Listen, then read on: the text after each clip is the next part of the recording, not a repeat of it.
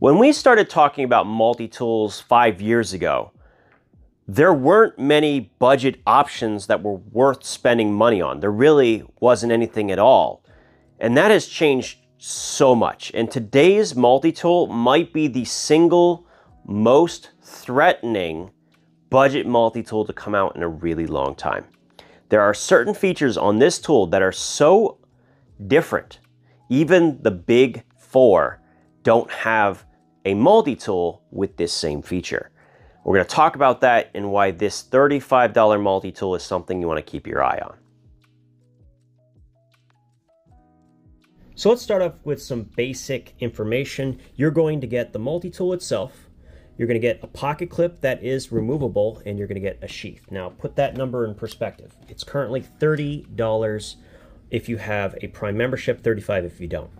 For $30, you're getting a basic Leatherman sheath and a metal clip with a lanyard no one uses. To put that in perspective, okay, $30 for the whole thing or $30 for that, okay? And most multi-tools from Leatherman now don't have a sheath or a clip included. Yeah, that's kind of the state of things right now. So, this is what's going to be included. As far as weights are concerned, and this matters because even though it includes a clip, I think you're going to be better off for the most part just having this be a sheath carry tool or something you would throw into a kit. By the way, the clip is actually really nice and secure. So in grams, you have 273, and then ounces, 9.6. So about 1 ounce heavier than your Leatherman Wave as a base weight. Also, just showing a little bit on the dimensions, here is a Leatherman Wave. So you can see this is quite a bit wider than your conventional Leatherman Wave. So comparing that to, say, a Leatherman Surge, here you go. Once again, a little bit wider. Interestingly, not that much wider than the Wave Alpha. So that's what we have right now. So as far as tool set is concerned, it's a pretty decent tool set, I have to say. The only tool I'm not really keen on is the file. The crosscut does have a nice grit to it, but there's nothing on the back. Would prefer to have either a diamond file or a T-shank holder, but you know, for 30 bucks, beggars can't be choosers. It does have a 5CR15 MOV blade. This one came actually pretty sharp and well done out of the box. I like the cutting geometry as well on this. Liner locked on basically everything on the outside. We also have a saw. I really like the shape and aggressiveness of the saw. It's tapered correctly, meaning that it's thicker at the teeth than it is at the back, meaning it won't bind up. All of that is very good. Awesome. And the last thing is the scissor. Now this scissor, yeah, I've tried the exact same style before in other budget multi-tools. Let's just say that it's really quite impressive how cleanly it cuts. So even at the tip, as long as I'm putting a little bit of lateral pressure, I shouldn't have any problems. And this one has a couple of extra added threads. So let me show you in comparison to, we'll just take the Wave Alpha. So still very good on the, well, anyway, with a little more lateral pressure, it's very good. That's all I've got to get at. So this is actually a fairly excellent scissor. It's not going to have the ability to cut precisely at the tip because it has this sort of safety scissor arrangement. You could modify it by cutting this section off, and then you would have a precision cutting tip. I might do that myself, but as it comes, you don't have that option. It's more of a safety scissor to begin with. So something of note. On the inside, we have the most important piece, which is the plier. I mean, I decided I'm going to end with the plier because it's quite important to the value and everything else on this multi-tool. But we have a can opener, bottle opener. We have a really, really, really good pull cutter. I like the angle that they've ground this at. Look at how steep that is. So to show you with a little bit of paracord here, it actually does pretty darn good. It's probably not best for cordage as much as it is ripping through something like a seatbelt or otherwise. There's just a number of applications where you can do something with this. I actually really like it. I'm glad that it's on here. It also has a reamer awl, and each one is spread out with some bronze washers. It's not particularly sharp, but it does function for drilling holes, which I'm fine with. And then the other side, we have your Leatherman style flat bit holder, and you have this sort of package opener V wire stripper flathead combo.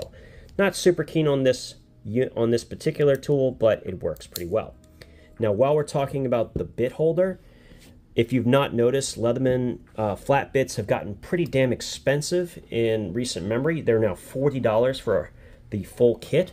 You can do a hell of a lot better going with a Galvanox bit kit. Not only is this significantly cheaper, I think $23 for this, you're also going to have it be a harder, it's heat treated to a higher level than the Leatherman bits, so 59 HRC versus 57 for Leatherman.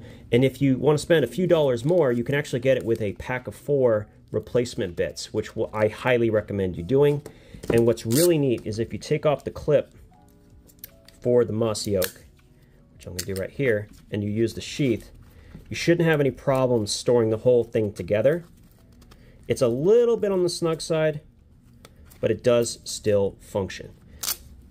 I would prefer having slightly more space with the sheath, but it does work. So if you wanted to store this, you could, and it has like everything you might need in a backup scenario. I haven't really pointed this out in this video. I do in the past. Budget tools like this are great as something you build into a kit. They're great for vehicles. They're great for loaners. They're great for gift items, right? All of these are really cool things to do, and they're not really fulfilled by a $200 system. Like if you were to buy a Surge for $150, you'd have to buy a sheath for $25, and then you'd buy, you know, the bits for $40. Anyway, it comes out to like $200 plus, right? Where this is good for your person, you know, being that it's so tough and backed up. You know, this is a good tool for having in other places. And now that it works with that style of system, you can kind of mix and match with the various different components. Now, we talked about the bits. We talked about basically everything except the most important piece of this entire multi-tool. And it's what makes it such an important addition to the budget lineup. Now, I also didn't mention it does have really nice G10 handle scales and feels pretty good in hand no matter what you do.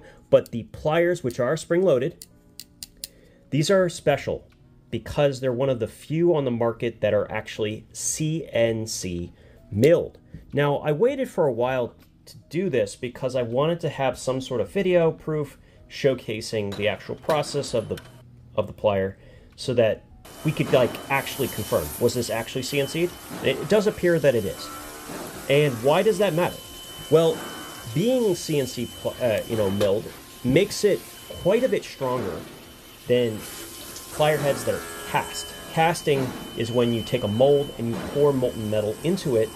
And the thing about it, those are not forged. Forged steel just has much better properties than a cast steel does. I mean, they're far more brittle than when there's something forged. And this is the first one that I know of in the full-size realm that you can buy right now with a CNC milled plier head. That's very, very, very strong. With a couple of tweaks, this tool could be a real menace. A little bit of an upgrade in the steel of both the scissors and the blade, maybe that T-shank holder I described, and now all of a sudden this thing is a monster that can absolutely compete with the best of them.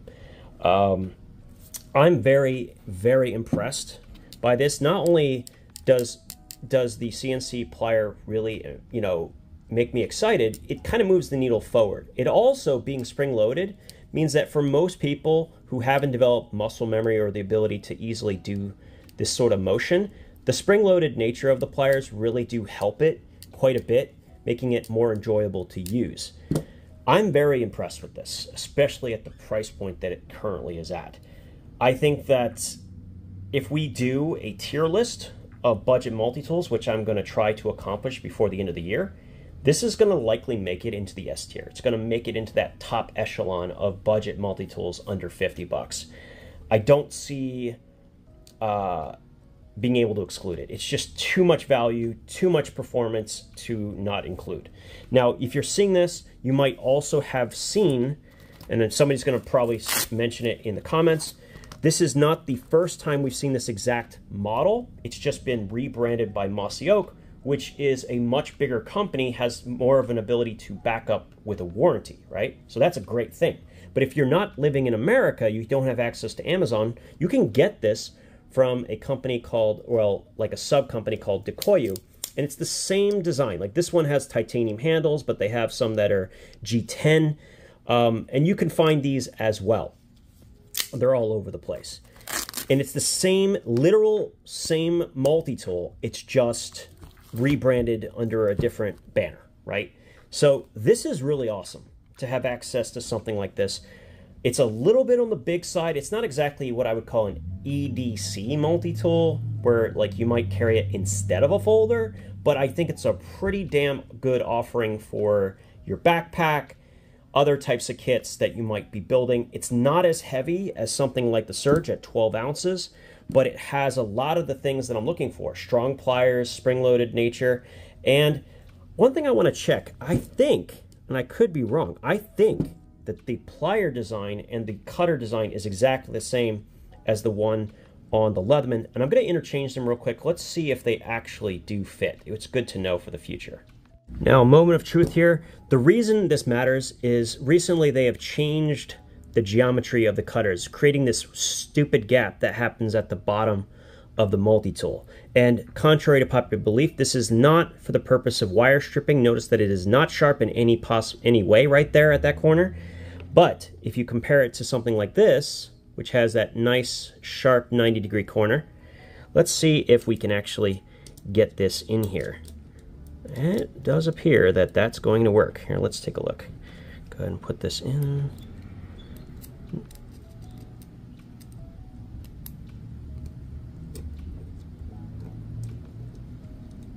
I'm struggling today. There we go. Looking good so far.